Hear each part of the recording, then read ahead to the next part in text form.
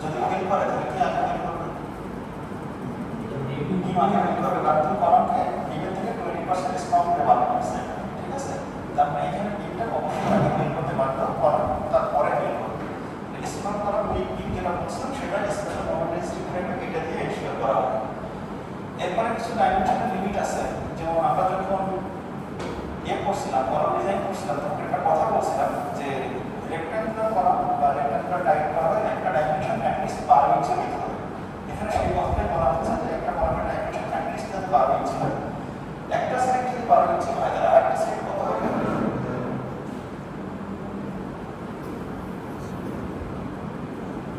এটা মনে করে একটা কলামের ক্রস সেকশন।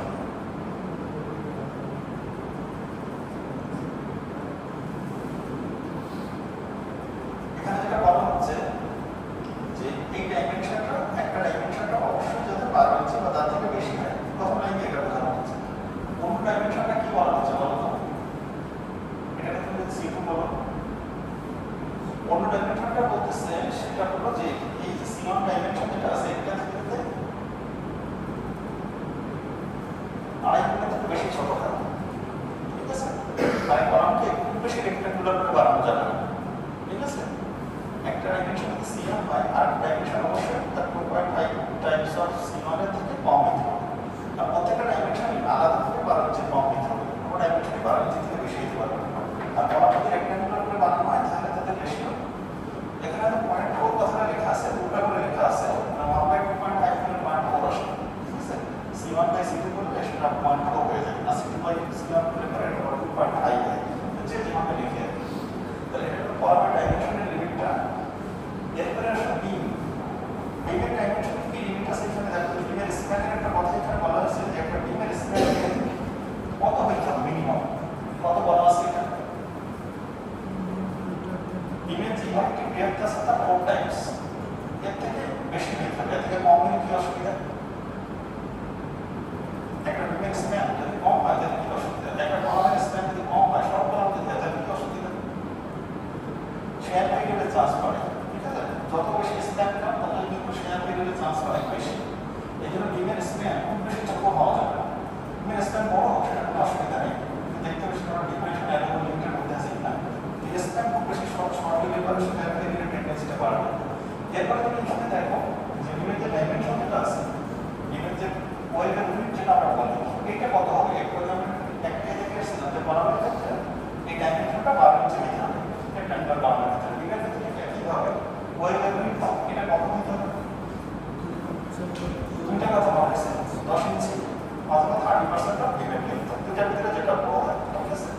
তার মানে বিমের যে টোটাল লেন্থ আছে এই তার পয়েন্ট থেকে অথবা 10 ইঞ্চি দুইটার ভিতরে যেটা বড় হয় সেটাই, ঠিক আছে? এই পয়েন্টটা জানার দরকার নেই, পয়েন্টটা না বলে কোনো অসুবিধা নেই, জাস্ট এই দুইটা জিনিস জানলেই হবে। বিমের স্প্যানটা অবশ্যই তার বিমের ইলেকট্রিক লেন্থের 4 টাইমসের বেশি হতে হবে, আর বিমের লিমিট হলো 0.3 টাইমস অফ বিমের টোটাল অথবা 10 ইঞ্চি তার থেকে বেশি হতে হবে। এরপরে আসো যে স্পেশাল মোমেন্ট রেজিস্টিভ ফ্রেমের বিম এবং কলামকে কিভাবে ডিটেইল করা হয়। তুমি দেখো এই চারটা পয়েন্ট একই প্যাটার্নে আমরা কিন্তু ordinary moment resistive frame, intermediate moment resistive frame কিন্তু করে আসছিলাম। দেখো যদি সবাই থেকে তারা দেখে আসি একই প্যাটার্ন, এরকম প্যাটার্ন, ঠিক আছে? এরপরে সেকেন্ড যে প্যারাগ্রাফ আছে এটা দেখো এটা সব জায়গায় কমন।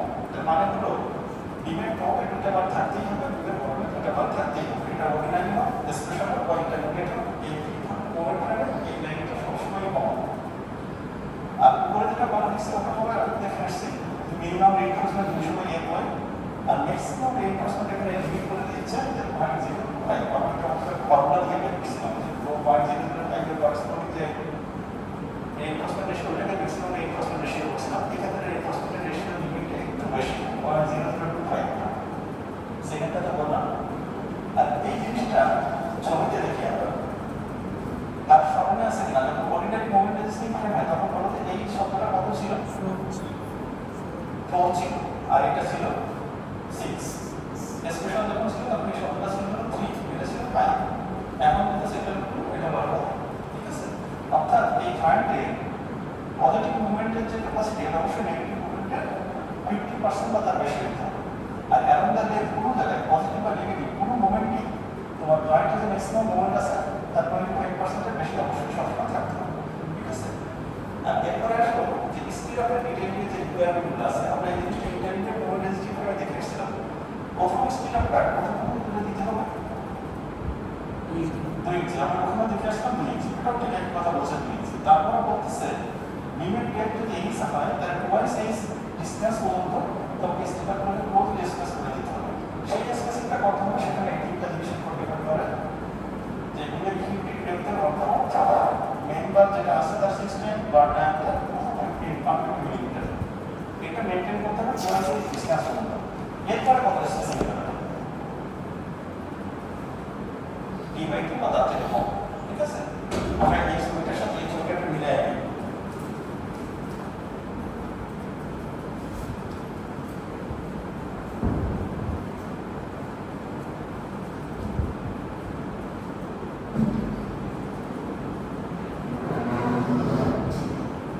এটা হলো স্টিরাপের রিকোয়ারমেন্ট ইন্টারমিডিয়েট মোমেন্ট ফ্যাক্টর। গত ক্লাসে দেখিয়েছিলাম, আজকের ক্লাসে দেখাচ্ছিলাম স্পেশাল মোমেন্ট ফ্যাক্টর স্টিরাপের রিকোয়ারমেন্ট। দুটার সাথে মিল হলো যেটা প্রথম স্টিরাপটা 2 ইঞ্চি করে ওখানে দিতে হয়, এখানেও দিতে হয়। তারপরে তোমার স্টিরাপগুলোকে একটা ক্লোজলি স্পেস করতে হয় টোয়াইস এই ডিসটেন্স পর্যন্ত, সেটা কিছু রিকোয়ারমেন্ট সেটা জানটা এরপরে স্টিরাপ রিকোয়ারমেন্টটা ডিভাইড করতে হবে। এখানে তো একই জিনিস, এই জিনিসটা এখানে যেটা দেখা যাচ্ছে এই একই প্যাটার্নের জিনিস, টোয়াইস এই ডিসটেন্স মধ্যে স্টিরাপের স্পেসিং বরাবর হবে, তারপর স্টিরাপের স্পেসিংটা d/2 বা তার থেকে কম। এটা কিন্তু তোমার ডিমের ক্ষেত্রে ঠিক একইভাবে স্পেশাল মোমেন্ট করে বের করার ক্ষেত্রে কি বলা আছে, বলার ক্ষেত্রে ঠিক একইভাবে ওরাল লেভেল থেকে বা সাইডিং থেকে তোমার যে মাসুরাত জয়েন্ট থেকে একটা সার্টেন ডিসটেন্স মধ্যে স্টিরাপগুলোকে ক্লোজ দিতে হবে। স্টিরাপটা টাইবারগুলোকে একটু ক্লোজলি প্রেস করতে হবে। কতটুকু ডিসটেন্স মধ্যে সেটা আমরা বলতেছিলাম এর নটটা অর্ধেক তিনটা ডিসটেন্স উপর ডিপেন্ড করে, তিনটা থেকে যেটা বেশি হয় যে বরাবর যে দুটো ডাইমেনশন আছে তার থেকে বড়টা, তারপর অথবা বরাবর যে ক্লিয়ার হাইট আছে তার 1/6 অথবা 8 ইঞ্চি, এটা এর থেকে প্লাস এইখানে স্টিরাপগুলো এই টাইবারগুলোর স্পেসিং এই দুইটা থেকে যেটা ছোট হয় সেটা দিতে হবে। আর মাঝখানে যে ফাঁকা জায়গাটা থাকবে সেইখানে তোমার এইখানে যে স্টিরাপের এই টাইম স্পেসিং আছে একটা টাওয়াল দিলেই হবে, ঠিক আছে? অর্থাৎ আমরা যে জিনিসটা এখানে দেখলাম সেই সিমিট্রিক আমরা এই একবারকে একটা ছবি এঁকে দেখাতে চাইছি, আসলে পিনপয়েন্ট জয়েন্ট সহ একবার দেখাতে চাই যাতে বিষয়টা যেমন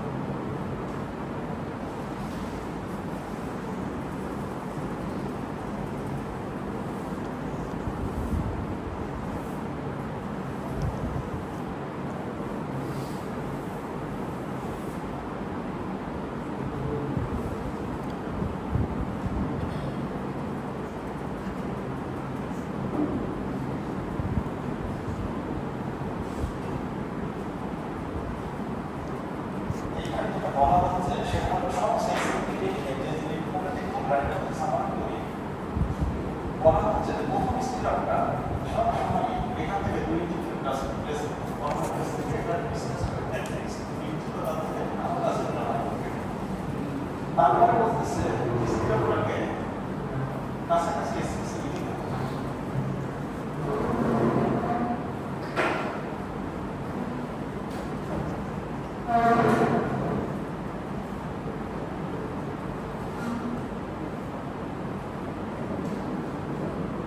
এই ডিসটেন্সটা কত হবে? অর্থাৎ এই ডিসটেন্স হলো ডিবেট বা হচ্ছে ডিবেট যে টোটাল রেট যেটা আছে সেটা টুয়াইস ডিসটেন্স এটা আর এই টুয়াইস ডিসটেন্সের ভিতরে ডিসটেন্সগুলো কত হবে সেটা ডিপেন্ড করবে যে আমরা যে স্লাইডগুলো দেখে আসলাম আইবারে বলে হয় একটা মাত্র এসএমআর বলে হয় একটা মাত্র ঠিক আছে এটা আমি লিখেছি না আইবারে বিজ্ঞান বের করব এসএমআর বিজ্ঞান বের করব আইবারে ডিসটেন্সগুলো বেশি না এসএমআর ডিসটেন্সগুলো একটু কাছাকাছি আছে এরপরে বলতেছে টুয়াইস ডিসটেন্সগুলো ডিসটেন্সগুলো দেওয়ার পরে টুয়াইস এগুলো তার থেকে বেশি এর থেকে দেওয়ার পরে ডিসটেন্সটাকে আর বড় স্পেসিফিক দিতে পারে এরপরে বলতেছে যে এই ডিসটেন্সগুলো কত এই ডিসটেন্সগুলো ডিসকাশন হবে এরপরে আছে টুয়াইস ডিসটেন্স ক্রস করার পর স্পিড স্পেসিং ডিভাইড করা তাতে কম এটা হলো ডিভাইড ঠিক আছে এটা কিন্তু শুধু একটা পেশা না তুমি যদি এই পাশে পেশাও দেখো তাহলে আপনি একই ছবি আঁকতে হবে এই পাশ থেকে স্টিরাপগুলোকে দুই চিহ্ন বেস করতে হবে তারপরে তোমার পরের স্টিরাপগুলোকে যে এসএমআর বাই এমআর যে এসএম রিকোয়ারমেন্ট লাস্ট মিটার চারপাশে পুরো অনুযায়ী স্পেসিং বের করে সেটা তুমি এখানে বেস করতে হবে সেটা পরে একই হবে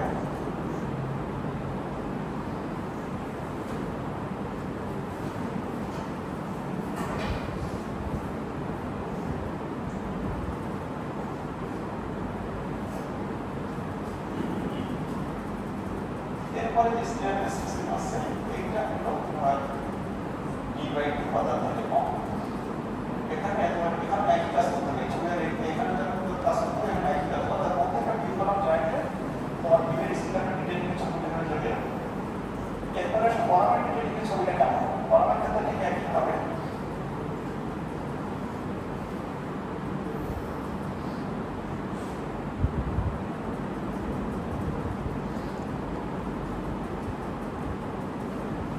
প্রথম কলাম যেটা আছে এই প্রথম কলাম প্রথম প্রাইমার যেটা আছে এটাকে কতটুকু ডিসটেন্স বেস করতে হবে আর জয়েন্টের কাছ থেকে প্রাইমারকে ক্লোজলি প্লেস করতে হবে সেই ডিসটেন্সটা কত বলা হচ্ছে এখানে আমরা এখানে বলছিলাম টুয়াইস এখানে যেটা আমরা বলছিলাম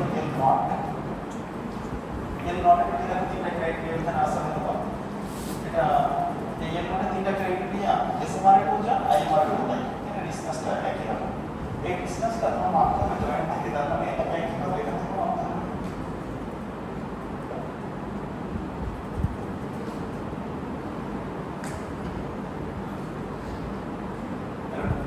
অর্থাৎ এই যে ডিসটেন্সটা আছে এখান থেকে জয়েন্টের কাছ থেকে সমস্ত ডিসটেন্স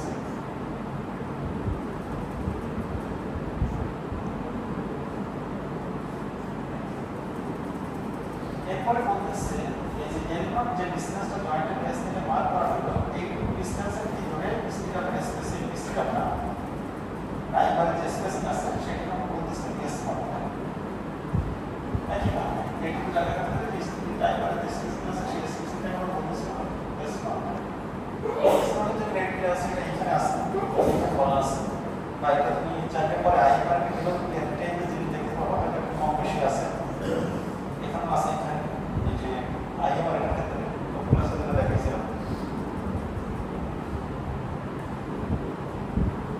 এখানে আছে এস নট যেটাকে বলা হচ্ছে ঠিক আছে এখন মাঝখানে যে ফাঁকা জায়গাটা রয়ে গেল এল নট ডিসটেন্স জয়েন্টের ফেস থেকে মাপার পরে মাঝখানে যে জায়গাটা রয়ে গেল এইখানে ট্রাইঙ্গুলার স্পেসিং কত হবে এখানে যদি তোমার এস নট হয় তাহলে মাঝখানে এই জায়গাটা কত হবে টুয়াইস নট তার কথা এস নট মানে আগে বের করতে হবে তাহলে ওইখানকার এস নট যেটা আসলে সেটাকে জাস্ট দুই গুণ করে দিলেই হবে আর এখানে আরেকটা কথা বলছিলাম যেমন প্রথম স্টিরাপ যেটা আছে প্রথম স্টিরাপটা কিন্তু সবসময় দুই ইঞ্চি দূরে প্লেস করতে হবে কিন্তু একইভাবে প্রথম যে ড্রাইভারটা আছে এটা কতটুকু ডিসটেন্স ধরে প্লেস করতে হবে not valid. এটা কোনো কথা এখানে বলা আছে কিনা জয়েন্টের প্লেস থেকে প্রথম যে রাইট আছে এটা অবশ্যই যদি ইয়েস নট হয় তাহলে এটা ইয়েস নট হয় বা তার থেকে কম এখানে কি একই ভাবে প্রথম যে রাইট আছে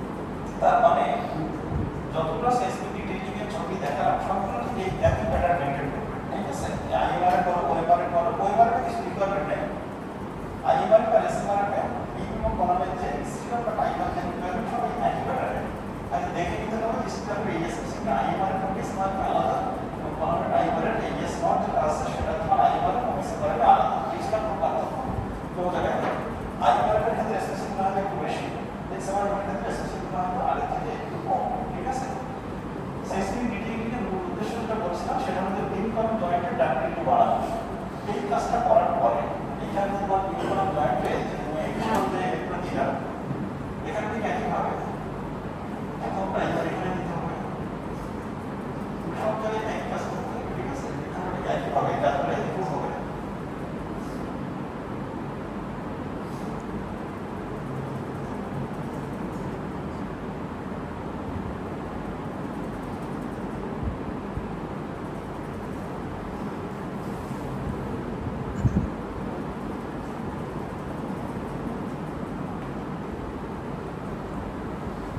প্রত্যেকটা বিভাগ জয়েন্টে তোমাকে এই কাজ করতে হবে আর এটার ভিতরে যে কথা বলা হচ্ছে তার মানে এই জয়েন্টের ভিতরে দাঁড়িয়ে বলা এই কথাটা এখানে কোথাও বলা হয়নি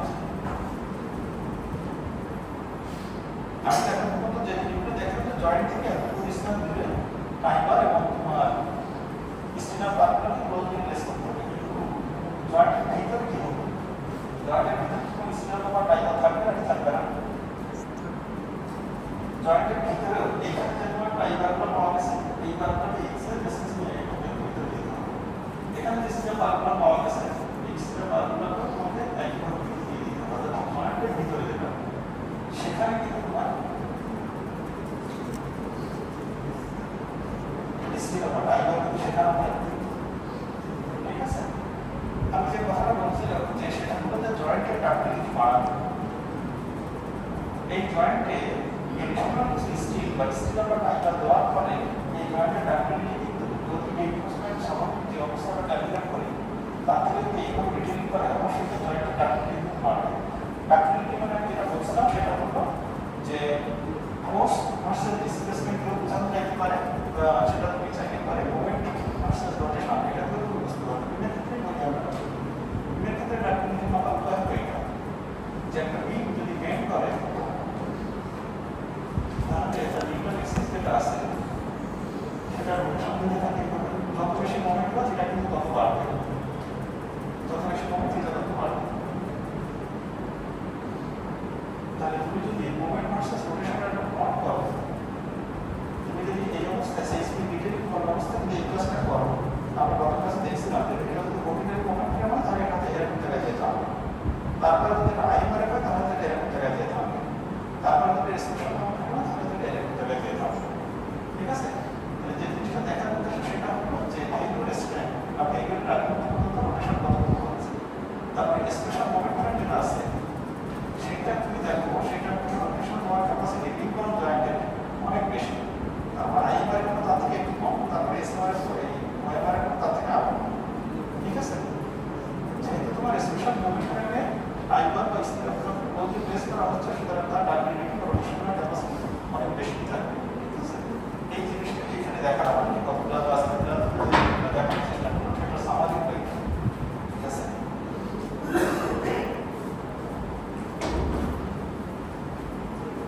এরপরে দেখো আমরা যে টাইমার বা স্টিলের বার যখন ইউজ করি তখন স্টিলের বারের ইন্ডিভিজুয়াল একটা হুক থাকে এই হুকের এক্সটেনশনটা কত হবে হুকটা কিভাবে দিতে হবে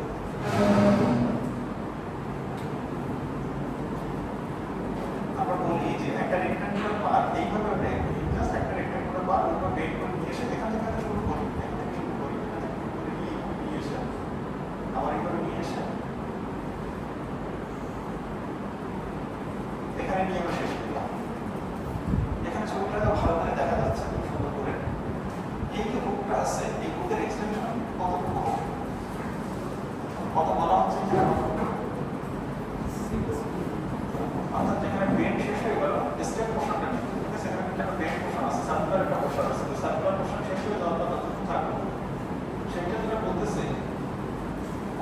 ডায়ামিটার সোজা কথায় যেটা তোমার টাইবার বা স্থিরম করা তার যে ডায়ামিটার অথবা তিন ইঞ্চি দুটা থেকে যেটা বড় হয়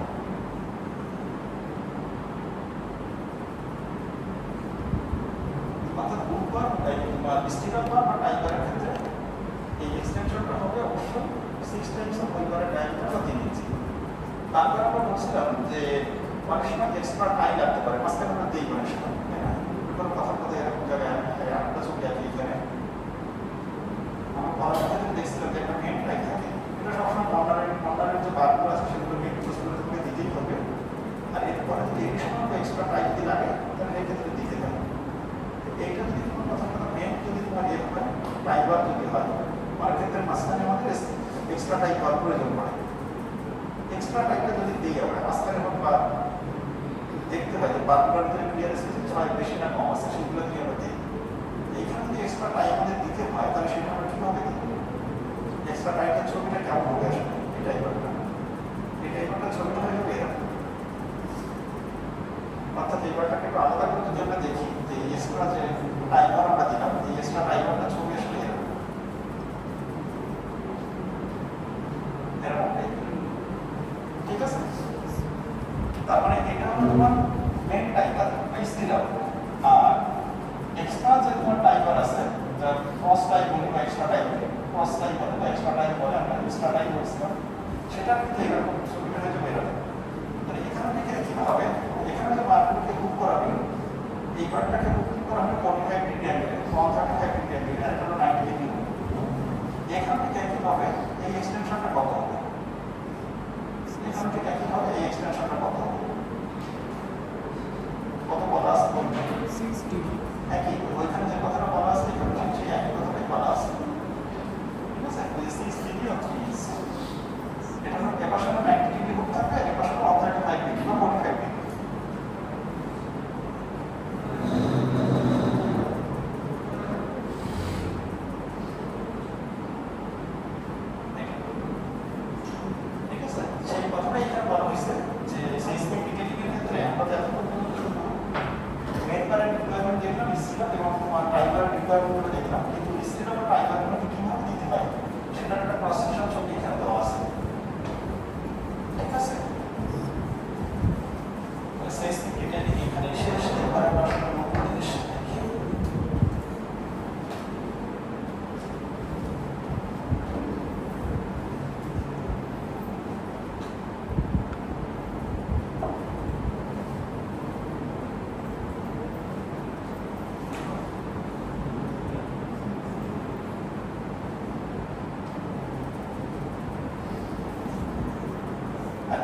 এরপরে আবার কম্পিউটেশনাল ডিজাইন যখন শুরু করবো এই রিলেটেড যত প্রবলেম আছে এগুলো আমরা ক্লাসে আদায় করবো কিন্তু এটা বেসিক থিওরি যেগুলো আছে সেগুলো আমি জাস্ট এখানে দেখাই দিই যে কম্পিউটেশনাল ডিজাইনের অধিকাংশ জিনিসপত্রই যখন তোমরা ডিটেলস অফ কনস্ট্রাকশন করে আসছো এখানে দেখা হয়েছে কি কি ধরনের ফাউন্ডেশন হয় আমরা এই ক্লাসে দেখবো ওই যে ধরনের ফাউন্ডেশনগুলো আমরা দেখছিলাম ওই ফাউন্ডেশনের ডিজাইন করা এটা সাইজটা কত হবে থিকনেস কত হবে ভিতরে ডিটেলসগুলো কীভাবে প্লেস করবো সেই জিনিসগুলো এখানে দেখাবো।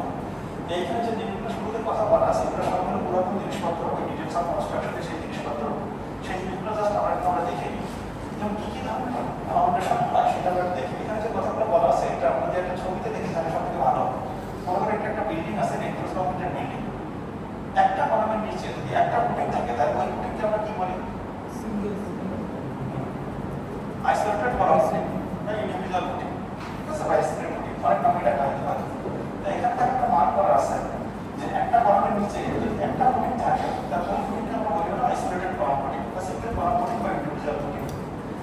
ইন্ডিভিজুয়াল কলাম বুটিংয়ের ছবিটা কেমন হতে পারে এখানে যে ছবিটা আছে আমি দেখো একটা বুটিংয়ের যে থিকনেস যেটা আছে বেস লেভেলের যে থিকনেসটা এটা অল কিন্তু কনস্ট্যান্ট চাইতে পারে বুটিংটাকে তুমি এইভাবে বানাইতে পারো বা চাইতে পারে বুটিংটাকে তুমি এইভাবে বানাইতে পারো সবগুলোই কিন্তু ইন্ডিভিজুয়াল কলাম বুটিং এইভাবে বানাইতে পারে কি সুবিধা বলো তো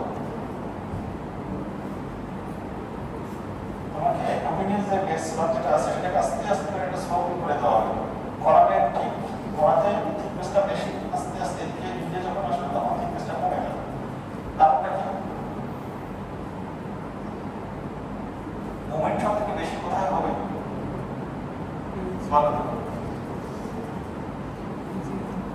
কলামের কাছে মোমেন্ট বেশি না এই পাশে মোমেন্ট বেশি এই পাশে তুমি ক্যান্টিলিভার, তারপরে এই পাশে কোনো মোমেন্ট নাই, ঠিক আছে, এখানে ছিল। যতক্ষণ কলামের প্রেসের দিকে আসছে তখন ততক্ষণ মোমেন্ট তত বেশি। তারপরে মোমেন্ট যেখানে বেশি সেখানে থিকনেস বেশি দিতে পারো। মোমেন্ট যতটা কমে যাচ্ছে সেটা আস্তে আস্তে যাই করে থিকনেস তুমি কমাতেও পারো, ঠিক আছে।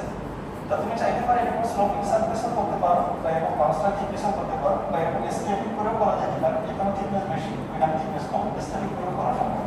আমরা এইখানে যে দুইটা ছবি আছে এই দুইটা ছবি আমাদের কোনো প্রয়োজন নেই, জাস্ট এটা দেখানোর জন্য। আমরা যখন ইন্ডিভিজুয়াল কলামটি ডিজাইন করবো তখন এই টাইপের ইন্ডিভিজুয়াল কলামটি ডিজাইন করতে কনস্ট্যান্ট থিকনেস, ঠিক আছে। তাহলে এই ধরনের টপিককে আমরা বলতেছিল না ইন্ডিভিজুয়াল কলামটি। এটা তুমি যদি এই যে ছবিগুলো আছে আইসোমেট্রিক ভিউ যদি দেখো তাহলে এরকম দেখা যাবে, ঠিক আছে, যে একটা আইসোমেট্রিক ভিউ দেখলে এরকম দেখা যাবে। এটা তোমার এলিভেশন দেখা যাচ্ছে বা সাইড থেকে দেখলে এটা ছবিটা আসলে এরকম যে একটা কলাম নিচে একটা টপিক আছে, বা এখানে দেখতে পারে আরো ভালো করে দেখা যাবে, ঠিক আছে। তাহলে এটা গেল একটা কলাম একটা টপিক। যেমন এই বিল্ডিংটা এখানে দেখতে দেখি বিল্ডিংয়ের প্ল্যান যদি দেখি একটা কলাম নিচে একটা, ঠিক আছে, এটা একটা তোমার ইন্ডিভিজুয়াল কলাম হবে।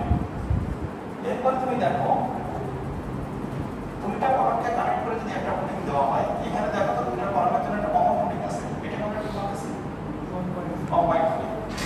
কম্বাইন্ড টপিক মানে হলো দুইটা কলামের জন্য একটা কমন টপিক, দুইটা বা তার থেকে বেশি তিনটা কলাম মিলে কিন্তু একটা টপিক হতে পারে, ঠিক আছে। নরমালি কম্বাইন্ড টপিক মানে আমরা বলতে যেটা বুঝি সেটা দুইটা কলামের নিচে একটা টপিক, এটা তিনটা কলাম মিলে কিন্তু একটা টপিক হতে পারে, চারটা কলাম মিলে কিন্তু একটা টপিক হতে পারে, সেটা কম্বাইন্ড টপিক। কম্বাইন্ড টপিক মানে তিন বা তার থেকে বেশি কলামের জন্য একটা কমন টপিক থাকবে, সেটা হলো কম্বাইন্ড টপিক। আমরা এই সিলেবাসে আমাদের এই কোর্সের ভিতরে যেটা আছে সেটা হলো যে দুইটা কলামের নিচে একটা টপিক থাকলে কিভাবে ডিজাইন করতে হয়। তিনটা বা চারটা যদি থাকে সেটাও কনসেপ্ট একই রকম। তাহলে এইখানে যে টপিকটা আছে এটা হলো combined topic, two column combined topic বলা হয়। আমরা যদি প্ল্যানে দেখি তাহলে দেখো এখানে একটা কলাম আছে, এখানে একটা কলাম আছে, এই দুটো কলামের জন্য কিন্তু একটা কমন টপিক দেওয়া আছে, কোন থেকে দেখতে পারে। কম্বাইন্ড টপিকের ছবিগুলো কেমন হয়, একটু আগে আমরা ইন্ডিভিজুয়াল কলাম টপিকের ছবিগুলো এরকম দেখে আসছিলাম, ঠিক একইভাবে কম্বাইন্ড টপিকের ছবিগুলো তুমি দেখো। কম্বাইন্ড টপিকের কোনো রেক্ট্যাঙ্গুলার হতে পারে, এখানে কোনো রেক্ট্যাঙ্গুলার দেখা যাচ্ছে, বা এরকম শেপেরও হতে পারে, ট্রাপিজয়েডাল শেপেরও হতে পারে, বা এরকম শেপেরও হতে পারে। দুই পাশে থেকে রেক্ট্যাঙ্গেল, মাঝখানে দেখা ছোট একটা লিঙ্ক দিয়ে কানেক্ট থাকতে পারে। আর একটু আগে বলছিলাম যে কম্বাইন্ড টপিক মানে দুইটা কলামকে সাপোর্ট দিলে তা না, এখানে একটা টপিক আছে কয়টা কলামকে সাপোর্ট দিচ্ছে বলো তো, কয়টা কলাম আছে এখানে, টপিক কয়টা, একটা, এটা কম্বাইন্ড টপিক। দুইটা তিনটা চারটা বা তার থেকে বেশি এক লাইন বরাবর যদি থাকে তার জন্য যদি একটা কমন টপিক দেওয়া হয় সেটা একটা কম্বাইন্ড টপিক। আমরা যেটা এই ক্লাসের ভিতরে যেটা পড়বো সেটা হলো two column combined topic, trapezoidal shape আর রেক্ট্যাঙ্গুলার শেপ। সবথেকে সহজ জিনিস যেটা আছে সেই জিনিসগুলো আমরা দেখি। এরপরে যেটা আছে সেটাকে আমরা বলতেছিলাম ম্যাট ফাউন্ডেশন। ম্যাট ফাউন্ডেশনটা মানে কি আসলে? ম্যাট ফাউন্ডেশন মানে হলো ওই বিল্ডিং এর যতগুলো কলাম আছে সমস্ত কলামের জন্য যদি একটা কমন টপিক থাকে ওটা হলো ম্যাট ফাউন্ডেশন। টপিক হলো একটা, সমস্ত কলামের জন্য একটাই কমন টপিক, তাহলে ওটাকে বলে ম্যাট ফাউন্ডেশন বা ম্যাট ফাউন্ডেশন। আমাদের সিলেবাসে এটা নাই, আমরা এটা পড়তেছিলাম ম্যাট ফাউন্ডেশন আমাদের নাই। তারপর যা জিনিসটা দেখা যে সমস্ত কলামের জন্য একটা কমন টপিক যদি থাকে তাহলে সেটাকে বলে ম্যাট ফাউন্ডেশন। এরপরে যে জিনিসটা আছে সেটাকে আমরা বলতেছিলাম পাইন ফাউন্ডেশন। পাইনের উপরে পাইনটা দুই ধরনের নয়, আমরা হয়তো জিওটেকনিক যখন পড়ানো তখন হয়তো পড়ছিল ইন্ডিয়ান পাইন আর ইন্ডিয়ান পাইন আর সিলেকশন পাইন। এই পাইনগুলো উপরে একটা কমন একটা প্রোটিন থাকে, ওটাকে কি বলা হয়? এখানে ছবিগুলো দেখো, ওখানে বুঝতে পারবো, এখানে দেখো দুইটা কলাম দুইটা পাইন, তিনটা পাইন, চারটা পাইন, অনেকগুলো পাইন। এটা পাইন উপরে উপরে একটা কিন্তু প্রোটিন আছে, ওই জিনিসটার একটা নাম আছে, ওটাকে বলে পাইন ক্যাপ, ঠিক আছে। পাইন ক্যাপ আর ইন্ডিভিজুয়াল কলাম প্রোটিনের ভিতরে কি পার্থক্য বলা হয়? আমরা একটু আগে কিন্তু ইন্ডিভিজুয়াল কলাম প্রোটিন দেখে আসছিলাম, তখন কিন্তু সেই ছবিটা কিন্তু এরকমই ছিল। তাহলে ইন্ডিভিজুয়াল কলাম প্রোটিনের ক্ষেত্রে কলামের নিচে প্রোটিন থাকে, আর পাইন ক্যাপের এখানে কলামটার নিচেও কিন্তু একটা পাইন ক্যাপ থাকে। পাইন ক্যাপ আর ইন্ডিভিজুয়াল কলাম প্রোটিন কিন্তু দেখতে একই রকম, কিন্তু কলাম প্রোটিনের ক্ষেত্রে যেটা হয় প্রোটিনটা কিসের উপর রেস্ট করে?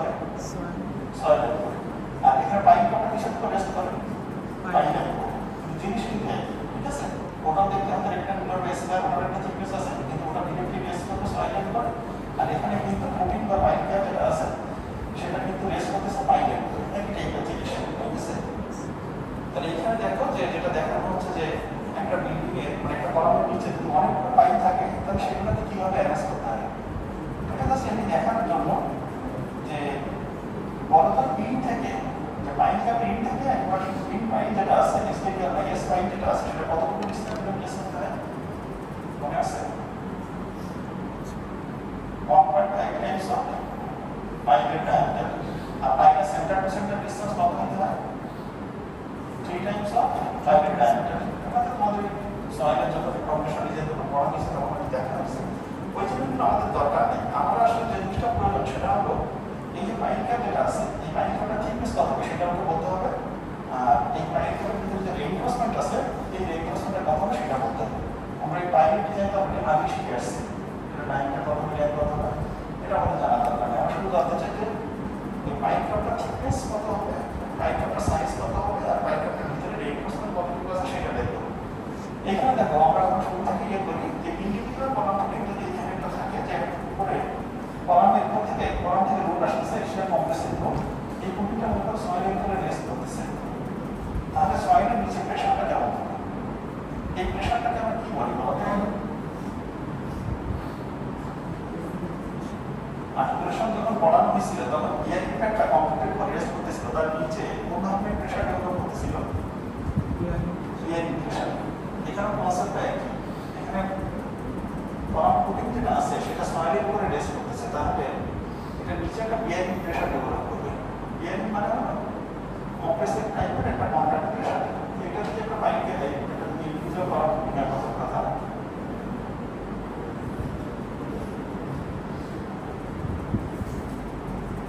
এটা মনে করো কলাম আছে একটা কলাম আছে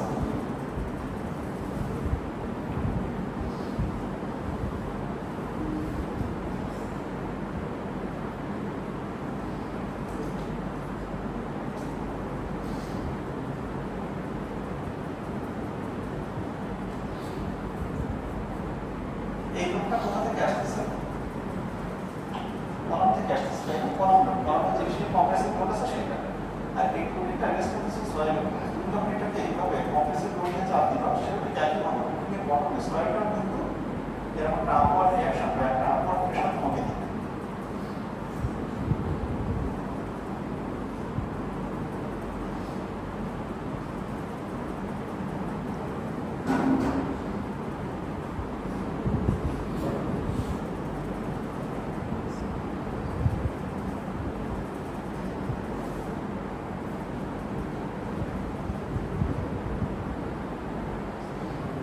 তুমি যতই কলামের লোডটাকে বাড়াতে থাকবা ততই কিন্তু তোমার এই প্রেশারটা বাড়তে থাকবে বেজের একটা এরিয়া আছে কথার কথা বেজের একটা এরিয়া আছে তাহলে এই ধাপটা যেটা আসতেছে এখানটা বেজে বের করা সম্ভব কলামের যে লোড আছে ওটাকে বেজের এরিয়াতে ভাগ করে তুমি এটা বিয়ারিং প্রেশারটা দিয়ে যাবো কি যেটাকে আমরা বলতেছি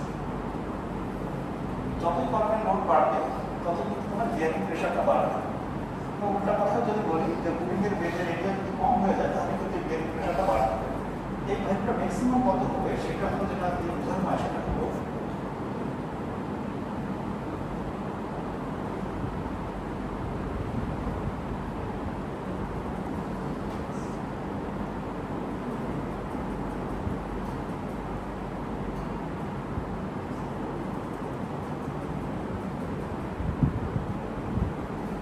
তাহলে আমরা যে জিনিসটা বলি যে সয়েলের বিয়ারিং ক্যাপাসিটি এত সয়েলের বিয়ারিং ক্যাপাসিটি মানে বোঝানো হয় যে সয়েলের এই পুটিংয়ের বেজে যে বিয়ারিং প্রেশারটা ডেভেলপ করতেছে সেটা অবশ্যই সয়েলের যে অ্যানুয়াল বিয়ারিং ক্যাপাসিটি আছে তার থেকে কম থাকতে হবে ঠিক আছে এটা থেকে যদি বেশি থাকে তাহলে কিন্তু এটা কিন্তু বিয়ারিংকে হেল্প করে যাবে ফাউন্ডেশন কিন্তু দুইটা কারণে হেল্প করে একটা হলো এক্সেসিভ বিয়ারিং প্রেশার আর একটা হলো সেটেলমেন্ট এই দুইটা কারণে কিন্তু ফাউন্ডেশন কিন্তু হেল্প করে ঠিক আছে আর তারপরে আমরা তো ক্রিয়েটিভ ফাউন্ডেশন একটা জিনিস আছে তো নেগেটিভ ফ্যাক্টর হলো বিয়ারিং প্রেশার এবং সেটেলমেন্টের কারণে এখানে যে জিনিসটা দেখানো হবে সেটা হলো যে সয়েলের বিয়ারিং ক্যাপাসিটি কি জিনিস আর সয়েলের নিচে পুটিংয়ের বেজে যে বিয়ারিং প্রেশারটা ডেভেলপ করতেছে সেটা ধরতে অবশ্যই ওইখানটা যে সয়েল আছে তার বিয়ারিং ক্যাপাসিটি থেকে যাতে কম আসে ঠিক আছে কারণ তখন ডিজাইন তখন ইনকাম ধরে নিই কিন্তু আসলে কিন্তু ইনকাম হয় না ঠিক আছে এটা যদি কোনো স্যান্ডি সয়েল হয় তাহলে এরকম টাইপের হয় কি মাঝখানে বেশি হয়ে যায় দুটো পাশ থেকে কমে যায় আর ক্লে সয়েল হলে তখন দেখা যায় এরকম হয় মাঝখানে কম হয় দুটো পাশ বেশি হয় কিন্তু ডিজাইন করার সময় এটা আসলে একটা মাঝখানে একটা লাইন ধরে এটাকে করা হয় পুটিং এবং তোমার যে আমরা ট্রান্সফার যেটা করছিলাম এই দুটার ভিতরে কোনো পার্থক্য আছে কিনা চিন্তা করে দেখো দেখি আমরা একটু মধ্যে যে পুটিংয়ের ছবিটা এখন সেটাতে এরকম দেখলাম এটাকে যদি জাস্ট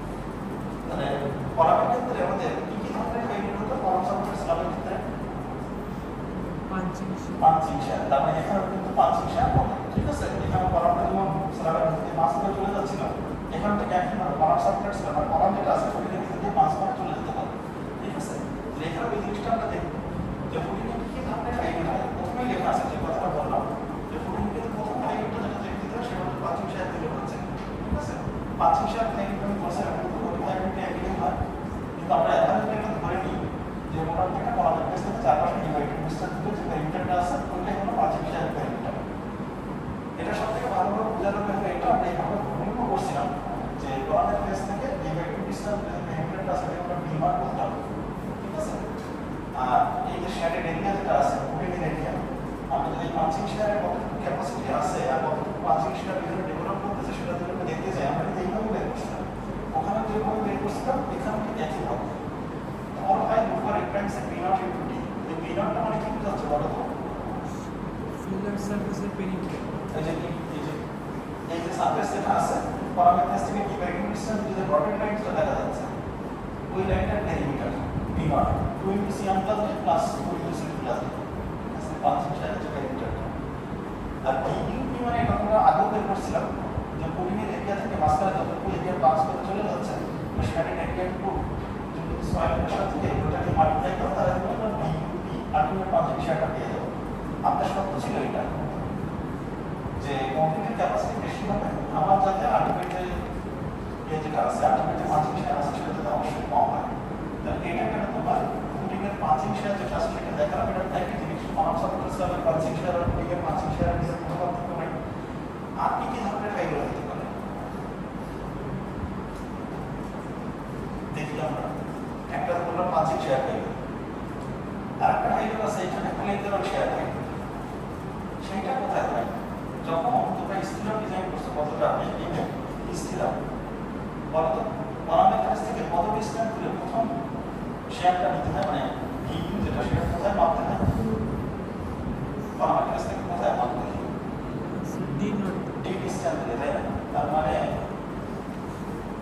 যদিও ঠিক সাপোর্টের ভিতরে শেয়ারটা ম্যাক্সিমাম থাকে কিন্তু আসলে কিন্তু সাপোর্ট থেকে ফার্স্ট শেয়ার কারেন্ট যেটা হয় সেটা কিন্তু সাপোর্ট থেকে ডি ডিস্টেন্স দূরেই হয়। আমি যদি এইভাবে ছবিটা আঁকি, এটা কলাম আছে এখানে বিম আছে,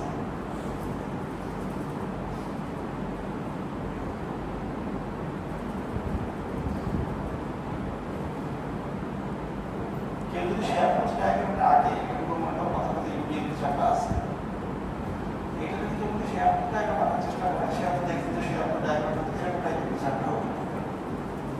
শেয়ার বেশি কোথায় বলো তো?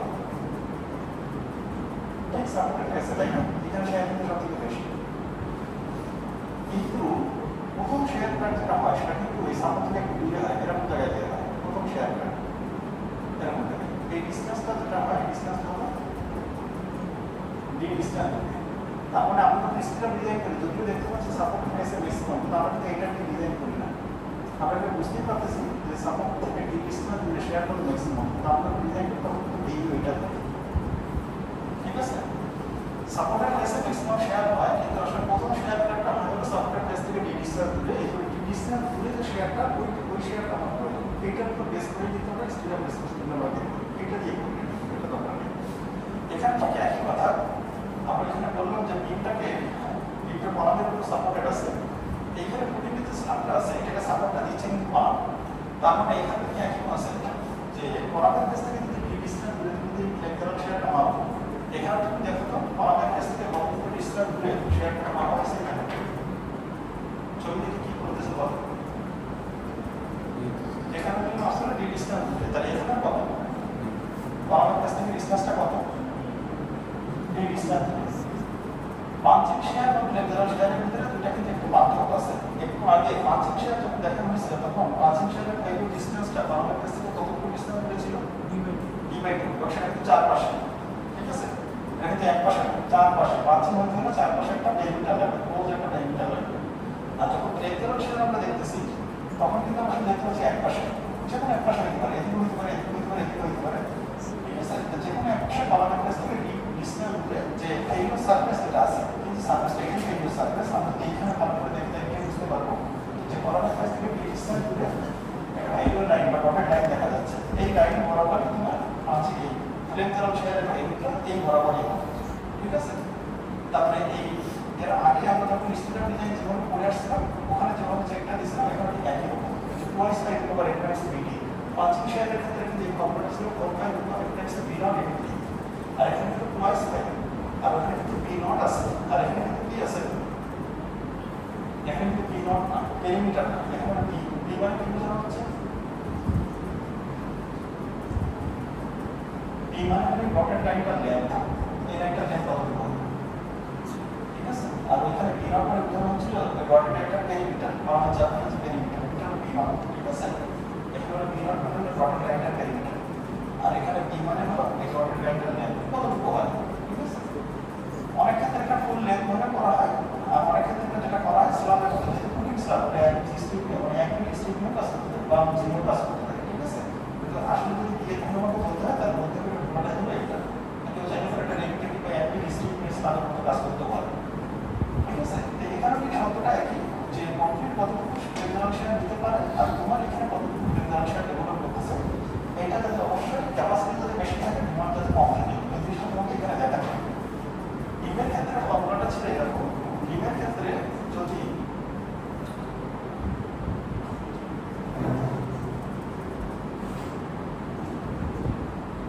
আমরা এইখানে লিখি ডিমের ক্ষেত্রে আমরা এইখানে যেভাবে লিখছি ফর্মুলাটা সেটা হলো এইখানে যদি লিখলাম আমরা ডিমের ক্ষেত্রে তখন কিন্তু আমরা লিখলাম এইভাবে, তাহলে এখানে এই জিনিসটা এখানে নাই কেন বলো তো? ডিমের নামটা কোথায় গেল? ডিমের ক্ষেত্রে স্টিরাপ দেওয়া হয়, দেন সাবজেক্টকে ডিসকাস করব, স্টিরাপের একটা স্পেসিং আছে, স্টিরাপের একটা স্পেসিং আছে। ডিমের ক্ষেত্রে কোনো রকম স্টিরাপ দেওয়া হয় না, এই জন্য এটার পরে আমি ডিএস যে কারণটা আছে পুডিংয়ে কোনো স্টিরাপ দেওয়া হয় না, পুডিং স্টিরাপ দেওয়া সম্ভব না, ঠিক আছে? ডিমের ক্ষেত্রে স্টিরাপ দেওয়া সম্ভব, কিন্তু পুডিংয়ের ক্ষেত্রে আসলে স্টিরাপ দেওয়াটা সম্ভব না, এটা কোনো কারণ আছে অবশ্য। তার পুডিং স্ল্যাবের থিকনেস খুব বেশি থাকে না, যার কারণে তোমার এই স্টিরাপ দেওয়াটা অলমোস্ট ইম্পসিবল। আর হলো যে তোমার পুডিংয়ে তুমি যদি স্টিরাপ দাও দিলে পরে যে সমস্যাটা হবে সেটা হলো যে থিকনেস কম থাকে। কথার কথা তুমি পুলের স্টিরাপ এখানে দিলাম, প্রত্যেকটা স্টিরাপের লেগে ডিরেকশন আছে এটি এফওয়াই করে, পুডিংয়ের থিকনেস যদি কম থাকে সেহেতু তোমার এই লেন্থ অনেক কমে যায়। স্টিরাপগুলো তো একটা জায়গায় আটকায় রাখতে হবে, তুমি যদি এখানে স্টিরাপ এটা যদি এটি এফওয়াই হয় এটাও এটি এফওয়াই, তাহলে এখানে মডেল এইটা হয়ে যায় ডেপথ যদি অনেক বেশি করা যায় তাহলে সেই ক্ষেত্রে স্টিরাপ দেওয়াটা সম্ভব, পুডিং স্ল্যাবের থিকনেস থাকে খুব কম, যার কারণে এখানে তোমার আসলে স্টিরাপ দেওয়াটা সম্ভব না, ঠিক আছে? আচ্ছা, তাহলে এই জন্য স্টিরাপ যদি না দেওয়া হয় তাহলে তোমাকে সমস্ত শেয়ার যেটা আছে এটা তোমাকে কমপ্লিটলি দিয়ে নেওয়া যাবে, পরিস্থিতিকে দিয়ে নেওয়া যাবে, তারপরে সমস্ত ক্যাপাসিটি যাবে কমপ্লিটে, এবং তোমার আলটিমেট শেয়ার যেটা আছে সেটা যাতে কমপ্লিটের ক্যাপাসিটি থেকে কম হয়। তাহলে পাঁচিল শেয়ার লেকচার শেয়ারের মধ্যে পার্থক্য খেয়াল করে দেখো, কলমটার ক্ষেত্রে ডি/2 ডিসটেন্স দিলে ওখানে একটা টোল একটা লিমিটার আছে, আর এখানে যেটা আছে কলমের কাছ থেকে ডি ডিসটেন্স দিলে যে লাইনটা আছে ওটাই হলো তোমার লেকচার শেয়ারের যে এন্ডের লাইন সেটা হলো এটা। তাহলে তুমি আমরা শেয়ার আমরা দেখলাম লেকচার শেয়ার পাঁচিল শেয়ার, আর আরেকটা জিনিস যেটা আছে সেটা হলো মোমেন্ট। কলমের ক্ষেত্রে আমরা বলছিলাম এখানে পুডিং এবং স্ল্যাবের ভিতরে আসলে কোনো পার্থক্য নেই। আমরা যদি ছবিটা এইভাবে এঁকে দেখি যে এবারে বলছিলাম পুডিংগুলো একটা ক্যান্টিলিভার স্ল্যাব, আসলে এছাড়া আসলে কিছুই না। আমরা এর আগে আলটিমেট স্ল্যাব করছিলাম এরকম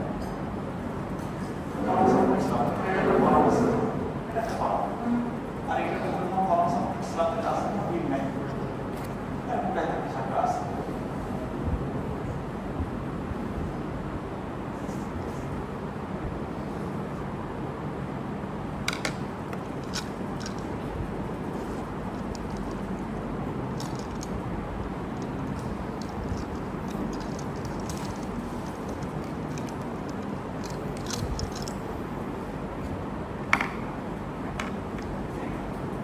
ক্লাস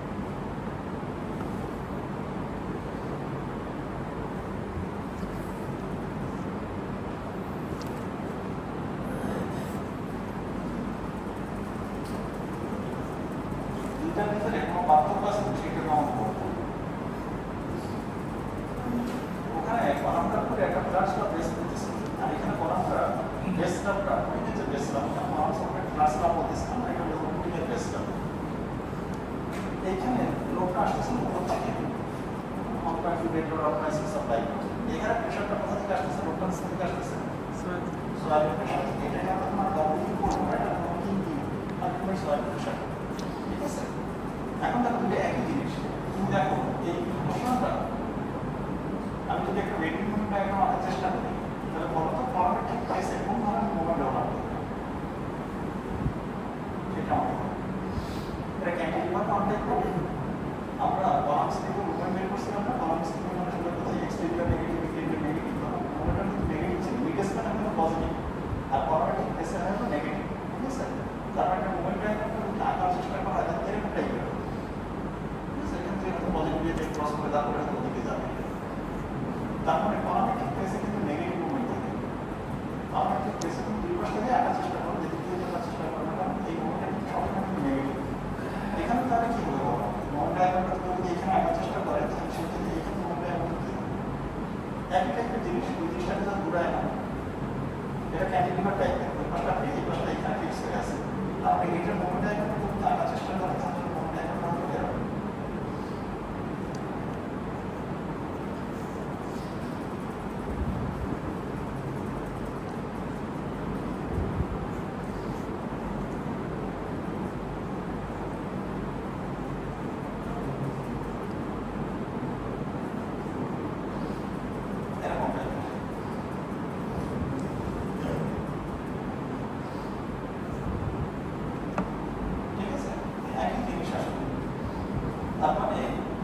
পজিটিভ মোমেন্ট যদি ডেভেলপ করে ফর্মেটিক প্লেসে একটু আগে যে কথাটা বলছিলাম যে কুমিকের যে থিকনেস যেটা আছে এটাকে চাইলে করে ইন্ডের দিকে এটাকে তুমি স্লো করে দিতে পারো এটার কারণ হলো এটা যে ফর্মেটিক প্লেসে মোমেন্টটা বেশি থাকে আস্তে আস্তে মোমেন্টটা কমতে থাকে যার কারণে তুমি চাইলে করে থিকনেসগুলোকে কমায় দিতে পারো ঠিক আছে আমরা এখানে অল্প একই থিকনেস যেটা আছে ম্যাক্সিমাম মোমেন্ট করে সেটা দিয়ে দিব কিন্তু ছবিটা আসলে কনসেন্ট্রেট সার্ভের সাথে এর সাথে মিল আছে জাস্ট তারটাকে আরেকটা অনেকটা ডিগ্রি ঘুরাই দিলেই হয় তাহলে এইখান থেকে দেখো যে ফর্মেটিক প্লেসে আমরা এখানে যে লাইনটা টানলাম এখানে যেটা দেখতে পারবো ফর্মেটিক প্লেসে তাহলে এখানে মোমেন্টটা যেটা বের করতেছে সেটা কিন্তু একদম ফর্মেটিক প্লেসে এখানে যে লাইনটা টানা আছে মোমেন্টটা কিন্তু এইখানে দুটো ডিরেকশনে ডেভেলপ করবে এখানে যে একটা ছবি আঁকা আছে ফর্মেটিক প্লেসে একটা ডটেড লাইন দিয়ে দেখানো আছে এই পাশে যদি একইভাবে ফর্মেটিক প্লেসে ডটেড লাইন দিয়ে দেখানো সম্ভব অর্থাৎ বোথ ডিরেকশনে কিন্তু মোমেন্ট ডেভেলপ করবে ঠিক আছে মোমেন্টটাকে এখানে ইউনিট যেটা বের করা আছে কেউ যদি বলে যে এই ইউনিটের ভ্যালুটা কত হতে চাইলে করে এখান থেকে বের করে নিয়ে আসতে পারে এটা লেন্থ নাও যদি বলে যাবে এটা লেন্থ নাও তাহলে সে যেটা দিয়ে হয় তো এই মোমেন্টের ভ্যালুটা কত বলা হয় এটা ক্যান্টিলিভার মোমেন্ট কত হয় ডবল স্কোয়ার তাই না তারপরে তুমি চাইলে করে এইভাবে লিখতে পারো তারপরে এখানে মোমেন্টের ভ্যালুটা আছে এখানে ডবল এল স্কোয়ার ঠিক আছে এবং ফর্মুলা মোমেন্টটা কিন্তু এই মোমেন্ট বেন্ডিং মোমেন্টটা কতটা বের করতেছে এটা কিন্তু ঠিক করা হয়েছে তারপরে পুটিংয়ের ক্ষেত্রে আমরা তিনটা জিনিস দেখলাম একটা হলো মার্জিন শেয়ার একটা হলো লেকচারার শেয়ার আর একটা মোমেন্ট কিন্তু তিনটা লোকেশন কিন্তু আলাদা আমাদের আবার একটু সামারাইজ করে যে পুরো জিনিসটা যে মার্জিন শেয়ারটা হচ্ছে কোথায় ফর্মাল প্লেস থেকে ডি/ডি ডিসটেন্স দূরে সেটা ধরুন যেটা পেরিমিটার আছে মার্জিন পেরিমিটার এরপর ঠিক একইভাবে লেকচারার শেয়ার যেটা আছে সেটা কিন্তু ফর্মাল প্লেস থেকে ডি ডিসটেন্স দূরে আর এরপরে আরেকটা জিনিস দেখলাম সেটা হচ্ছে মেইন মুভমেন্ট যেটা আছে মেইন মুভমেন্টটা কোথায় আছে ফর্মাল প্লেসে একটা হলো তোমার ডিভাইডিং ডিসটেন্স দূরে মার্জিন শেয়ার একটা হলো ডি ডিসটেন্স দূরে লেকচারার শেয়ার আর একটা হলো ফর্মাল প্লেসে বেন্ডিং মোমেন্ট এই তিনটা জিনিস এখানে আছে প্রোটিনের ভিতরে যে রেইনফোর্সমেন্ট আছে সেই রেইনফোর্সমেন্টটা দিব হলো আমরা এই যে মোমেন্টটা বের করলাম এই মোমেন্টের কারণে কতটুকু রেইনফোর্সমেন্ট আছে সেটা আমরা প্রোটিনের ভিতরে দিয়ে দিব ঠিক আছে আমরা কিন্তু লেকচারার শেয়ার বা মার্জিন শেয়ারের জন্য কোনো রেইনফোর্সমেন্ট প্রোটিন কিন্তু আমরা দিচ্ছি না ঠিক আছে কংক্রিট ওই শেয়ারটা যাতে পুরোটা নিতে পারে থিকনেসটা ওইভাবে দিতে পারে আমরা একটু যেটা লিখলাম ডব্লিউ এল স্কয়ার বাই 2 এখানে তো ডব্লিউ এল স্কয়ার বাই 2 সেই জিনিসটা এখানে লেখা আছে এটা আমি ডব্লিউ এল স্কয়ার বাই 2 ঠিক আছে আচ্ছা এরপরে আসো যে ফুটিংয়ের যে ক্লিয়ার কভারটা কত হবে যখন পরাপ ডিজাইন করা হয় তখন বড় তো ক্লিয়ার কভার কত রাখা হয় পরাপ বা বিম ডিজাইনের সময় মনে আছে রেলছি না রেলছি ক্লিয়ার কভার খাবার না ক্লিয়ার কভার একদম স্থির বা টাইপারের প্লেস থেকে আউটার কমপ্লিটেড প্লেস পর্যন্ত ডিসটেন্স 1.5 ইঞ্চি স্ল্যাব ডিজাইন যখন করা হয় তখন ক্লিয়ার কভার কত রাখা হয় 3/4 inch 0.75 inch বিল্ডিং এর যে স্ল্যাব গ্লাসের সঙ্গে 0.75 inch আমরা এইখানে যেটা বলতেছি এটা কিন্তু ফুটিং স্ল্যাব তাহলে এইখানে ক্লিয়ার কভার কত রাখা স্ল্যাব মানে কিন্তু ক্লিয়ার করা 0.75 ইঞ্চ না। তোমাকে এখানে দেখো এখানে কোডের একটা কথা, একটা জাস্ট একটা লাইন এখানে লেখা আছে, কংক্রিটকে যদি গ্রাউন্ডের এগেনস্টে কাস্টিং করা হয় এবং গ্রাউন্ডে যদি সেটা পারমানেন্টলি রাখা হয় তাহলে সেক্ষেত্রে ক্লিয়ার করা কত রাখতে হবে? 3 ইঞ্চি। এখানে সেই কথাটাই বলা হচ্ছে যে এখানে কিন্তু 3 ইঞ্চি ক্লিয়ার করা তোমাকে রাখতে হবে, ঠিক আছে? অর্থাৎ কোডিংয়ের যে রেইনফোর্সমেন্ট আছে সেই রেইনফোর্সমেন্টের বটম থেকে একদম কোডিংয়ের বটম পর্যন্ত যে রেইনফোর্সমেন্ট সেটা আমরা ক্লিয়ার করাটা রাখতে হবে 3 ইঞ্চি, 3 ইঞ্চি মিনিমাম। এর থেকে বেশি দিতে পারলে ভালো, মিনিমাম 3 ইঞ্চি রাখতে হবে। এরপর আমরা বলতেছিলাম যে কোডিংয়ের ভিতরে একটা রেইনফোর্সমেন্ট দিব। কোডিংয়ের ভিতরে রেইনফোর্সমেন্ট আমরা কোথায় দিব? এটা কি কোডিংয়ের বটমে দিব নাকি কোডিংয়ের টপে দিব?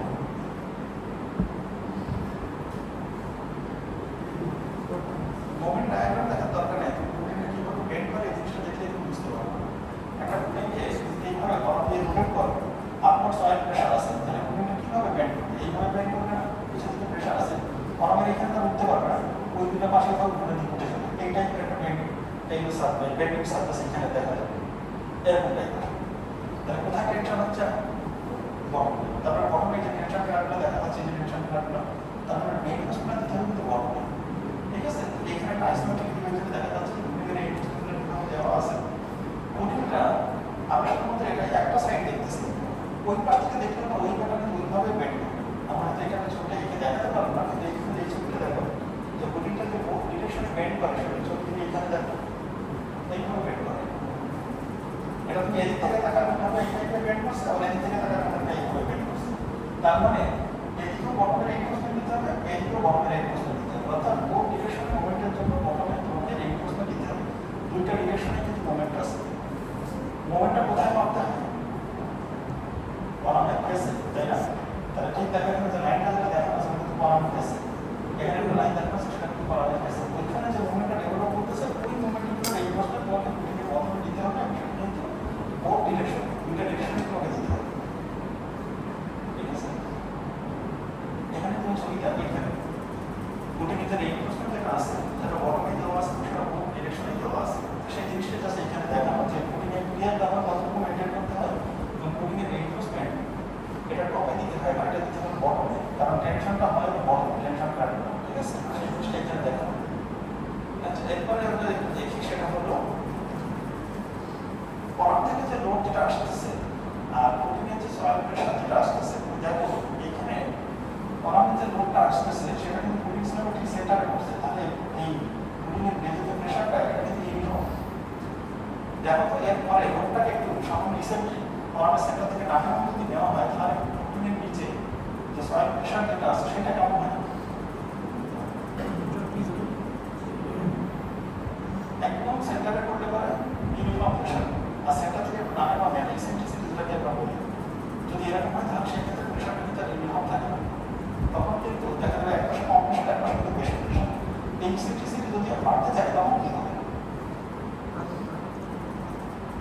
যতই বাড়তে থাকবে এই ভ্যালুটা কমতে থাকবে, এই ভ্যালুটা বেশি হতে থাকবে। খুব বেশি যদি হয়ে যায় তাহলে এই পাশে কি হবে?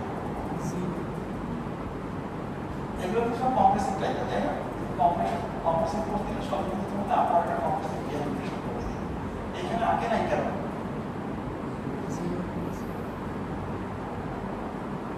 ইসেন্ট্রিসিটি যদি বেশি হয়ে যায় তাহলে এই পাশটা আঁকা উচিত ছিল, পাশে কিন্তু টেনশন হয়, তখন এই পাশটা কম্প্রেশনে থাকে ঠিক, তখন কিন্তু এই পাশে কিন্তু টেনশন হয়। টেনশন হওয়া মানে কি বলো তো? কোডিংটা সয়েলের কন্ট্যাক্ট থেকে আলাদা হয়ে যাবে, ঠিক আছে? যতক্ষণ পর্যন্ত কম্প্রেশন থাকবে ততক্ষণ পর্যন্ত সয়েল সেটা নিতে পারবে।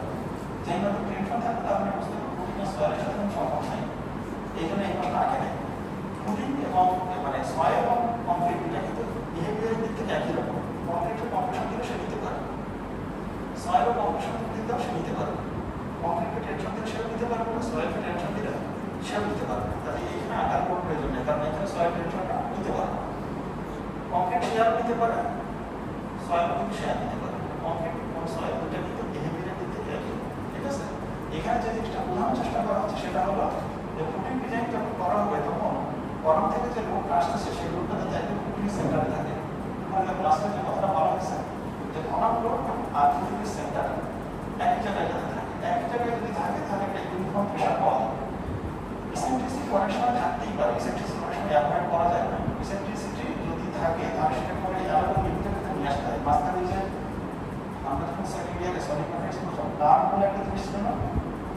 একটা মিডিল অন্থার এটার ভিতরে যদি কম্প্রেশন ফোর্সকে রাখা হয় তাহলে কিন্তু বেজে কোনো টেনশন ডেভেলপ হবে। সেরকম একটা জিনিস এখানে ছিল। তখন এটা যেটা করা হয় যখন যদি টেনশন ফোর্স আসে তখন তুমি রেট একটু বাড়ায় দেওয়া, বাড়ায় দিতে পারে তখন পুরো কোণের ভিতরে কম্প্রেশন চলে আসে, টেনশন আসে না। তাহলে কোণের ইসেন্ট্রিসিটি যদি থাকে তাহলে সেই ক্ষেত্রে এটা মিডিল অন্থারের ভিতরে নিয়ে আসতে হয়, বাইরে চলে গেলে তোমার টেনশন চলে এগুলো আমাদের দরকার নেই। যাতে আমি বললাম আমাদের ডিজাইন করতে এই টাইপের ডিজাইনের দরকার যাদের কলাম যে নোটটা আছে যেটা যাতে অবস্ট্রাকশন ঠিক সেন্টারে যাতে পড়ে, যাতে করে কোনো রকম ইসেন্ট্রিসিটি ডেভেলপ না করে বা সোজা কথায় তোমার মোমেন্টের কারণে বিয়ারিং প্রেশার যাতে কোনো নন ইউনিফর্ম বিয়ারিং প্রেশার যাতে না হয়। এখানে জাস্ট কনভার্সন দেখানো হয়েছে। আমরা তো স্ট্রেসের ইউনিট আমরা হয়তো কেএসআই পিএসআই আমরা বলি। কোডিংয়ের ক্ষেত্রে যেহেতু তোমার বিয়ারিং প্রেশারের ভ্যালুটা অনেক কম হয় এজন্য এগুলোকে কেএসআই বা বিএসআই দিয়ে এক্সপ্রেস করা হয় না। এগুলোকে দেখবেন কোডিংয়ের বিয়ারিং প্রেশারগুলোকে বলা হয় কেএসআই পিএসআই। এটার মানে কি? কেএসআই মানে যে জিনিস বোঝানো হয় কেএসআই মানে অলমোস্ট একই টাইপের জিনিস। কেএসআই মানে হলো কিপ পার স্কয়ার, আর কেএসআই মানে কি? কিপ পার স্কয়ার, ঠিক আছে? একই টাইপের জিনিস আছে। টিএসআই মানে টন পার স্কয়ার, প্রতি স্কয়ার মিটারে এতটুকু টন লোড আছে, আর টিএসআই মানে হলো প্রতি স্কয়ার মিটারে এক লোড আছে, এরকম টাইপের জিনিস, ঠিক আছে? কোডিংয়ের বিয়ারিং ক্যাপাসিটিগুলোকে এইভাবে এক্সপ্রেস করা হয়। কেএসআই বলে, কেএসএম বলে বা টিএসএম বলে, যে যেভাবে বলে আর কি, জাস্ট মিনিংগুলো এখানে দেখানো হয়েছে। আচ্ছা, এরপরে আসো যে আমরা এখানে একটা কথা লিখছিলাম, এখানে একটা ছবি আসছিলাম যেটা আমরা বলছিলাম যে এটা বিভিন্ন পেজে যে সয়েল প্রেশারটা ডেভেলপ করবে সেটা অবশ্যই সয়েলে যে অ্যালোপার বিয়ারিং প্রেশার আছে তার থেকে কম হইতে হবে।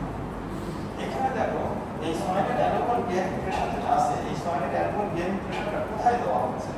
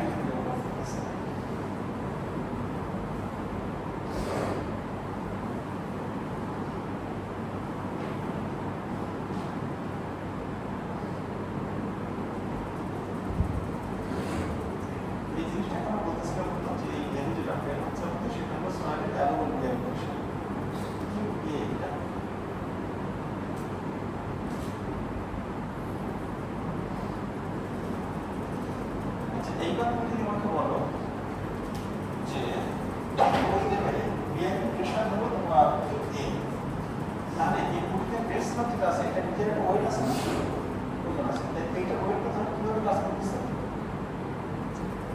সেলফোন সবসময় কোন দিকে কাজ করে? রেট ডাউন হবে, তাই তো? কারণ এটা থেকে যে ওয়েট যেটা আসছে সেটা কাজ করতেছে কিন্তু ডাউন হবে।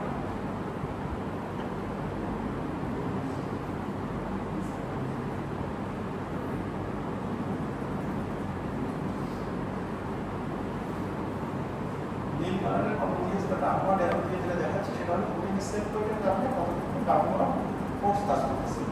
এই ক্ষেত্রে কেউ যদি বের করার চেষ্টা করে তাহলে সে কীভাবে বের করবে, সে বলবে যে কুটিংয়ের বেসিক থিকনেস জানা আছে, এটা জাস্ট কমপ্লিট দিয়ে বাড়িটা দিয়ে হবে, ঠিক আছে? এটা কমপ্লিট দিয়ে বাড়িটা দিলে এখন পিএসএল বিষয়টা এটা কুটিংয়ের স্ল্যাব যে ওয়েট পর্যন্ত। আবার একইভাবে এখানে সয়েল আছে নিশ্চয়ই, এখানে সয়েল আছে, সব জায়গায় আছে সয়েল আছে, সয়েলের একটা ওজন আছে। তাহলে সয়েলের প্রেশারটা কীভাবে কাজ করতেছে এখানে বলি।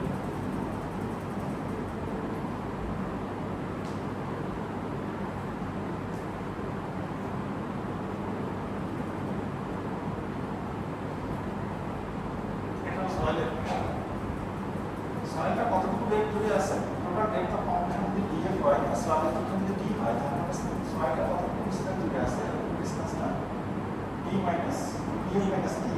আর সয়েলের ইউনিটের উপর যত আসে সেটা একই বিষয় বিসিএফ বিষয়টা হবে। এইটাকে কতটুকু বেগ পর্যন্ত সয়েল আছে এটা দিয়ে মাল্টিপ্লাই করবে, দেখতে বিষয়টা আসছে পিএসএফ পিএসএফ বিষয়টা আসছে। আর সয়েলের বেগ ক্যাপাসিটি সেটা হয়তো কথা পিএসএফ পিএসএফ পিএসএফ বিষয়টা দেওয়া আছে।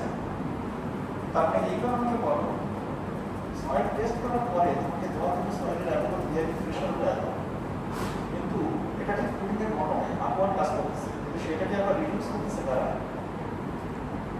আমি এখন যেটা বলতে চাচ্ছি যে মনে করো কথার কথা একটা পয়েন্টে দুটা কোর্স আছে, এইখানে মনে করো কথার কথা 12টি কোর্স আছে আপনার, এইখানে দেখা গেল এখানে তোমার না আপনার একটা পার্সোনাল কোর্স আছে, আসলে এখানে কোর্স কত আছে? 7টি, তাই না? এটা ছবিটা আসলে এখানে এই কনসেপ্টটা এইভাবে যদি আমি অ্যাপ্লাই করি যে উপরের দিকে 12টি ফোর্স আছে, 12 পিএসএফ ফোর্স আছে, নিচের দিকে কত আছে? 5 পিএসএফ, তারপরে নেট ফোর্স আসলে কত? 7 পিএসএফ। তার মানে এখানে আসলে যেটা লেখা উচিত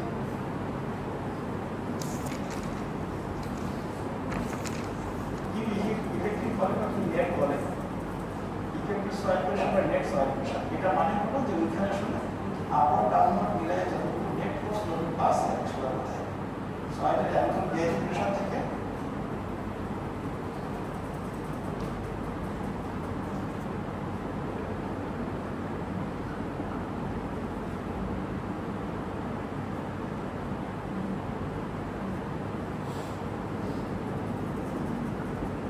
ঠিক আছে। জিনিসটা এখানে যে কথাগুলো লেখা আছে ওই জিনিসগুলো বোঝানোর চেষ্টা করা হয়েছে। ঠিক বেসে আপনার সয়েল প্রেশারগুলো কি আলাদা, কিন্তু সেটাকে আসলে তোমরা রিডিউস করে দিতে পারো। এটা ওয়েটটা ডাউনওয়ার্ড কাজ করতেছে, সয়েলের যে উপরের যে ওজন আছে সেই ওজনটা ডাউনওয়ার্ড কাজ করতেছে, এই দুটো যদি মাইনাস হয় সেই জিনিসটা এখানে বলা আছে যে ক্যালোরি বিআইপি প্রেশার থেকে সয়েলের ওয়েট এবং কুটিংয়ের স্ল্যাবের ওয়েটটা মাইনাস হবে, ঠিক আছে? সেই জিনিসটা এখানে বলা হয়েছে, ঠিক আছে? এই জিনিসটা জাস্ট এখানে দেখা। এরপরে হলো জাস্ট এই জিনিসটা বলে আজকে শেষ করে দিব, তারপরে সামনের ক্লাসে পরবর্তীতে দেখাবো। আমরা একটা কথা শুনতে বলে আসছি যখন কুটিং ডিজাইন করবো, নিউক্লিয়ার কনাকুটিং কম্বাইন কুটিং বা ওয়াইড ক্যাপ ডিজাইন করবো, কুটিং ডিজাইন করতে গেলে এই জিনিসটা তিনটা জিনিস তোমাকে বের করতে হয়। এক নম্বর কুটিংয়ের বেজের এরিয়াটা কত হবে, এই কুটিংয়ের যে বেস স্ল্যাব যেটা আছে তারপরে একটা ডাইমেনশন দেখতে পাচ্ছি প্রেশারটা আছে, এই কুটিংয়ের বেজের এরিয়াটা কত হবে, এটা প্রথম। সেকেন্ড হলো কুটিংয়ের যে বেস স্ল্যাব যেটা আছে এটা থিকনেসটা কত হবে, এই যে থিকনেস যেটা কথা বললাম এই থিকনেসটা কত হবে। এক নম্বর হচ্ছে কুটিংয়ের বেজের এরিয়াটা কত, তার লেন্থ কত, তার উইডথ কত, বেজ এরিয়া কত মানে তার লেন্থ আর উইডথ কত। আর আরেকটা হচ্ছে কুটিংয়ের বেজের যে থিকনেস যেটা আছে এই থিকনেসটা কত হবে। আর আরেকটা হলো যে অর্নামেন্টিক বেসে যে মুভমেন্ট আমরা বের করতেছিলাম ওই মুভমেন্ট থেকে যে রেইনফোর্সমেন্ট আমরা বের করতেছি সেই রেইনফোর্সমেন্টটা কত হবে, সেটা কিভাবে বেস করতে হবে। এই তিনটা জিনিস কুটিংয়ের বেজের এরিয়া বের করা, কুটিংয়ের থিকনেস বের করা, আর কুটিংয়ের ভিতরে কতটুকু রেইনফোর্সমেন্ট আছে সেটা বের করা। এখন আমরা যে ইউএসডি মেথড ইউজ করি এই তিনটা জিনিস বের করার সময় কুটিংয়ের এরিয়া, কুটিংয়ের থিকনেস এবং কুটিংয়ের ভিতরে যে স্টিক এএস থিকনেস বের করার সময় আমরা ইউএসডি মেথড ফলো করবো। আমরা যখন রেইনফোর্সমেন্ট বের করবো সেটার জন্য আমরা ইউএসডি মেথড ফলো করবো। কিন্তু এইখানে দেখো যখন কুটিংয়ের এরিয়া বের করার কথা বলা হচ্ছে বা কুটিংয়ের সাইজ যখন বের করার কথা বলা হচ্ছে তখন কিন্তু ইউএসডি মেথডের কথা বলা হচ্ছে না, কি বলা হচ্ছে?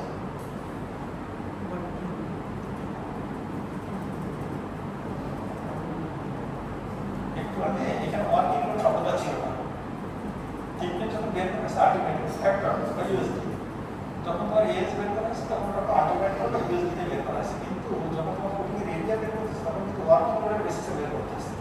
তখন তুমি দেখো নো কম্বিনেশনের আগে কিন্তু 1.2 বা আফটার কিন্তু নাই, কেন নাই?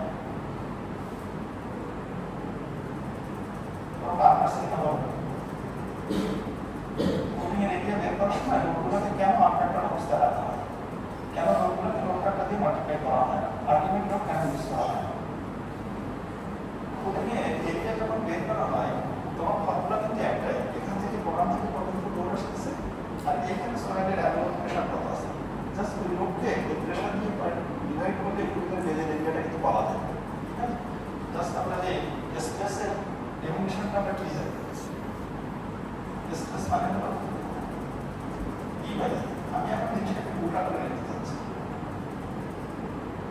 ই বাই আমি আসলে লিখতে চাচ্ছি ই বাই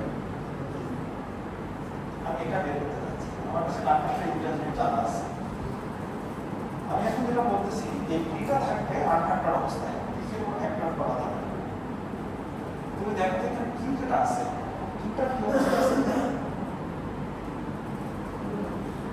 কিটা অ্যালাবল অবস্থা আছে তাই না কিভাবে দেখো তো কমায় না হয় আমরা এটা ইউজ করবো না আমরা ইউজ করবো এইটা এখানে কি যখন ইউজ করবো তখন গেট যেটা আছে সেটা ইউজ করবো সেটা আমাদের ভ্যালুয়েবল প্রেশার ফ্যাক্টর করা হয় সয়েলের বিয়ারিং প্রেশার যখন বলা হয় কিন্তু সেটাকে কিন্তু সবসময় অ্যালাউ করে এক্সপ্রেস করা হয় সয়েলের বিয়ারিং প্রেশার কিন্তু কোনো সময় তুমি দেখবা যে যখন তোমরা সয়েল প্রেশার প্রবলেম করছো বা অনুসার ডিজাইন তখন কিন্তু কোনো সময় বলা হয় এটা আলটিমেট সয়েল প্রেশার এটা কিন্তু সবসময় বলা হয় অ্যালাউ বা bearing capacity ultimate bearing capacity কিন্তু বলে না ঠিক আছে এটা কিন্তু লেখার সময় দেখবে যে সম্পূর্ণ বিয়ারিং কিন্তু কোনো সময় কিন্তু তুমি বলবে না এটা কিন্তু সয়েলের বিয়ারিং ক্যাপাসিটি কোনো সময় আলটিমেটে বলা হয় সবসময় এটাকে বলা হয় অ্যালাউ ঠিক আছে সয়েলের বিয়ারিং ক্যাপাসিটি যেহেতু সবসময় অ্যালাউ করে বলা থাকে এটা যদি অ্যালাউ করা হয় তাহলে এটা কি হবে অ্যালাউ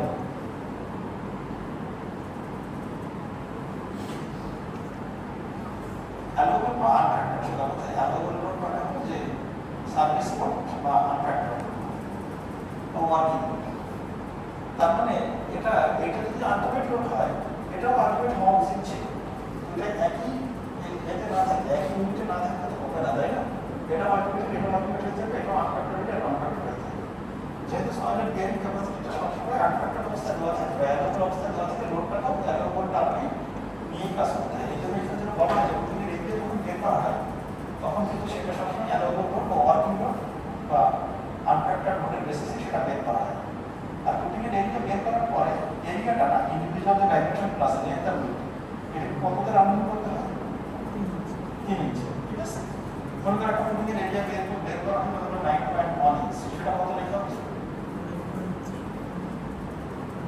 9.5 তাই না 1.5 রাউন্ড ঠিক আছে 0.5 9.5 9.75 10.5 10.5 এরকম হবে আর আবার 1.5 রাউন্ড 1.5 ফিট আর ইঞ্চিতে বললে তো 3 ইঞ্চি ঠিক আছে তাহলে তিনটা জিনিস এখানে আমাদের বের করতে হবে আমরা সামনের ক্লাস থেকে কোডিং ডিজাইন কিভাবে এ করতে হয় সেই জিনিসগুলো জাস্ট একটু দেখবো এখানে ঠিক আছে কিছু স্লাইড এখানে বাকি আছে সেই জিনিসগুলো এখানে দেখাই দেবো প্রবলেমটা হয়তো ঈদের পরে